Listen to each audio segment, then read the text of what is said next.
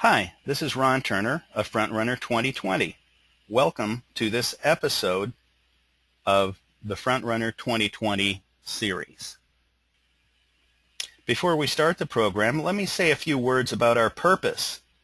This marks the 10th installment of an ongoing series, and we launched Frontrunner 2020 to support and encourage those on the journey towards elected office. We present relevant programming for those aspiring to run so you can lay the groundwork and be prepared. In addition, some of our presentations are focused on strategies and tactics for use during your campaign. Our guests are the best in their field. You'll see that we emphasize marketing and building your brand as core strategic components.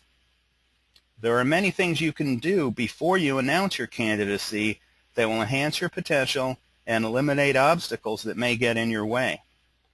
We recognize this path as a matter of personal growth and a calling. Please tell us what you need to be more successful, and we'll plan future programs around your feedback. In fact, tonight's program is in direct response to an inquiry from an audience member.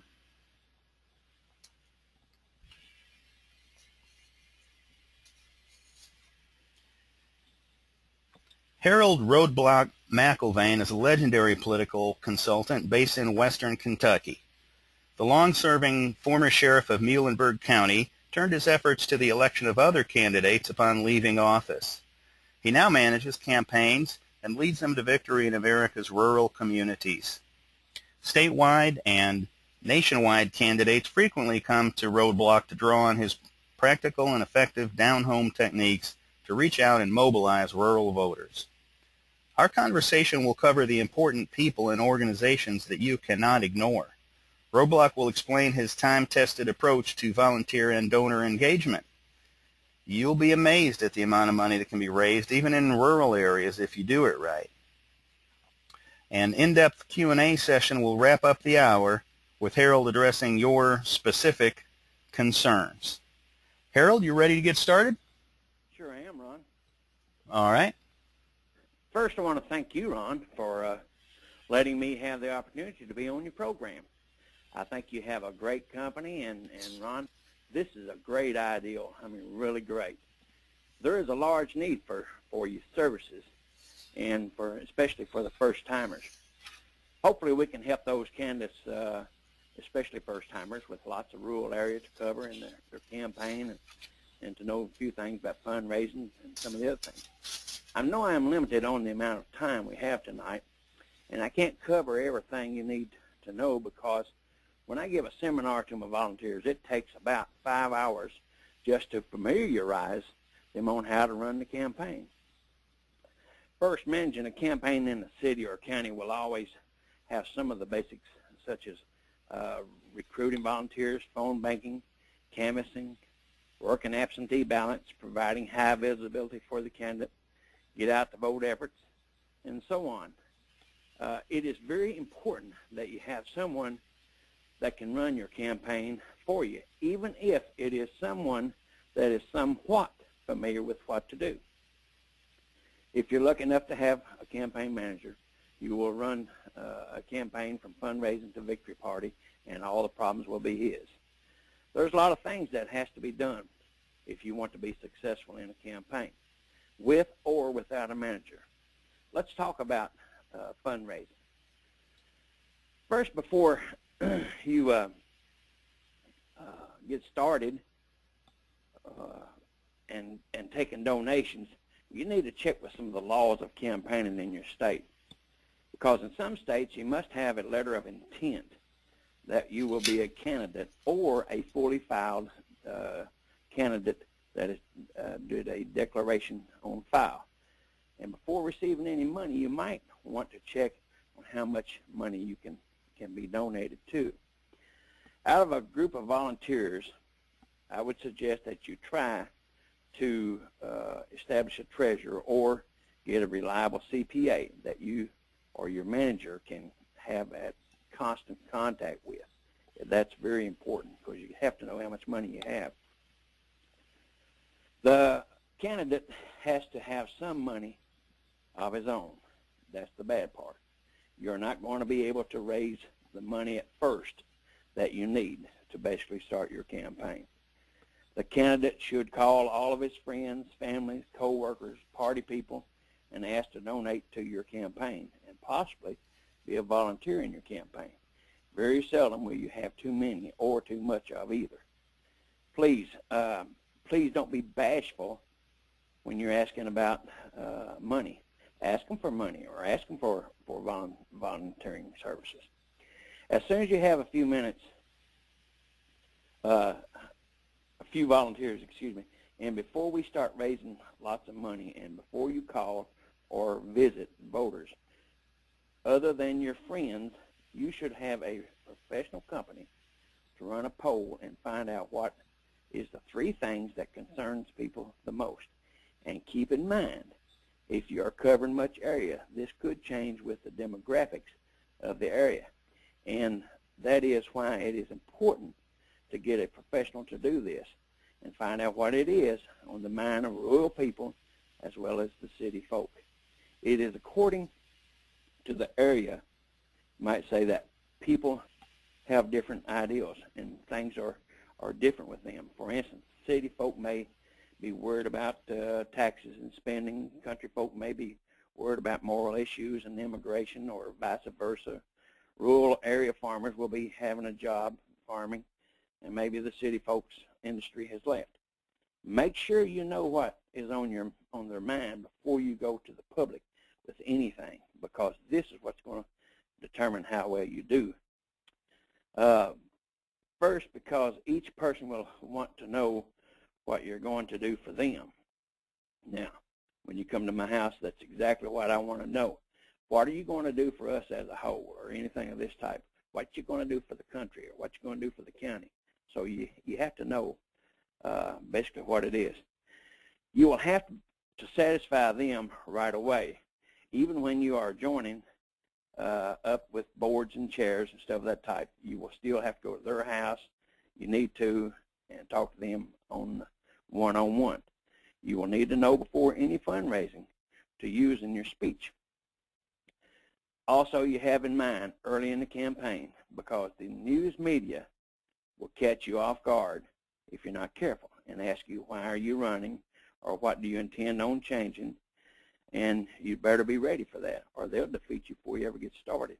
And you have to know that. So these polls will make a lot of difference for you. Also, you will keep 3 major topics in all your visits and speeches. That comes from this poll, unless you are asked about something different, even if it sounds like a broken record. Remember, this is going to resonate with the people, and you should stay on the script, which we will talk about a little later. Now, that we can receive money, it's time for the friends and volunteers to start getting names together for a fundraiser. At all functions, you should have an address book where you can list their names so the people can sign in. You should have a volunteer sign-up list. You should have a donation box clearly marked, and at the same time, you should have someone asked them, would you take a yard sign, and you should tell them that you're going to put it up later in the campaign, because right then you're not. Just a little bit early when you do the first fundraiser. Anyway, let's get back to fundraising. First, you have friends start getting some envelopes ready to address and a letter prepared to send out with important things like the date and time and place. And you also need 8 to 12 sponsors at the bottom of that page. Make your letter have excitement in it. That also will help you in your campaign. Also, keep in mind, it has to have a disclaimer if it is a certain size. And I would put a disclaimer on everything. Then start getting the names ready to send out for the fundraiser. Now, if you haven't been involved in it very much, then you might not know them all. So with each letter you send out, make sure that a donation envelope is in the letter. Have the candidate personally sign with a different color ink pen on all letters that's going out to people for the fundraiser, so they will personally know it came from him. Start with your friends that volunteered or family and make sure that they are and that they get a letter too. Don't leave them out. Don't forget the folks that you have worked with, people that you went to school with or that you go to church with, the party executives, office holders, or anyone that you think of that you can get to the fundraiser. Here's a tip for the first-time candidates. Go to the internet and look at the State Registry of Elections Finance, or it might be called something else according to the state, and explore the names and contributions of each that is in your party, and that will tell you some of the locals that would be a potential donor. Also on the internet, go to each elected official that you have in your county or counties, which one it is, name and explore who gave to them. And it will give you a list of people that is a potential for donations. Also, you might have the elected officials try to influence those people to give you a donation later. And then your running area, there will be a political people that is used to taking part in elections. And one of those things is donating, and you can't get these people from your party. If you can't get them from your party heads, then the executive board of the party should pretty well know, and especially the office holders. Don't forget organizations that would be affected by what you're doing or what you believe in. These people will help you. See if you can get the endorsements of local unions and state unions. Be sure that you send each an invitation to the fundraiser. You can get on the internet and find out what unions are in your area or state. And most will give if they endorse you, and some will give even if they can't endorse you in certain offices. And most of them have certain offices that they can, and some of them that they can't, but they will usually give you some money if they endorse you. You should have a website and make sure they can donate to your campaign on it.